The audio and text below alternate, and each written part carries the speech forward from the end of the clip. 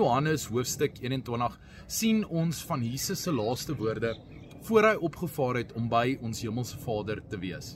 In vers 15 tot 17 voer Jesus 'n aangrypende woordewisseling met Petrus en vra hom 3 keer of het jy my lief?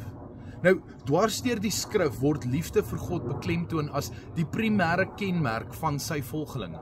Van die Ou Testament tot Jesus se woorde in die Nuwe Testament is liefde vir God die sentrale kenmerk van ons geloof.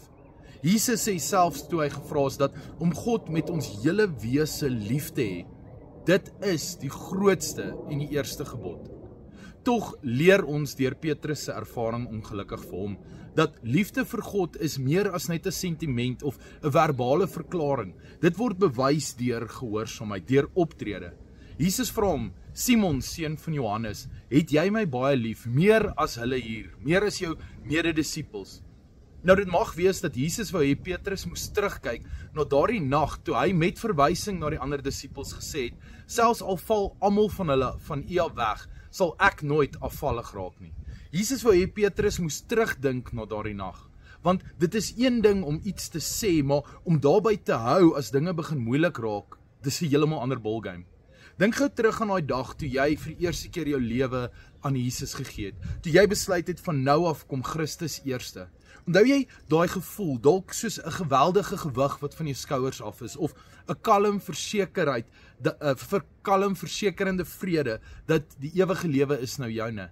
En in jou hart het jy met vrymoedigheid gesê, Here, hoe kan ek ooit weer terugdraai na die ou self toe, as ek sulke wonderlike genade en vergifnis ontvang het?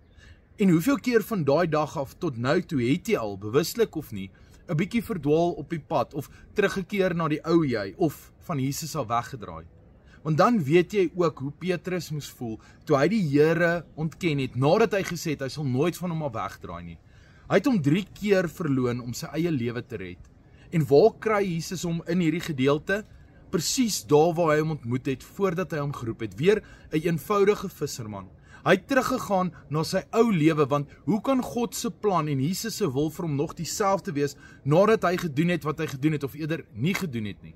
Hoe kan hy nog steeds geroep wees om 'n visser van mense te wees, as hy so opgetree het?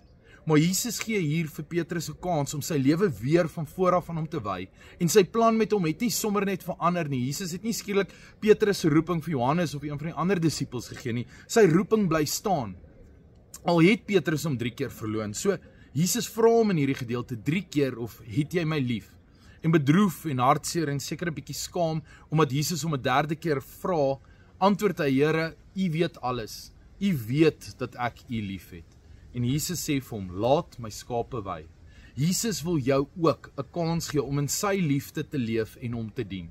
So, moenie net God lief hê met jou woorde nie, maar bewys jou liefde deur in gehoorsaamheid aan hom te lewe en toegewyd aan sy wil te lewe.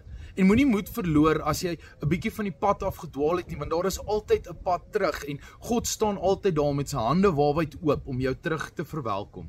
Hy wag altyd op ons. So, mag ons strewe daarna om in sy liefde te leef en sy liefde te weerspieël in die wêreld, en moet nooit vergeet dat daar is 'n roeping op jou lewe en hy wil hê jy moet deel wees van sy groot plan van herstel en liefde in hierdie wêreld.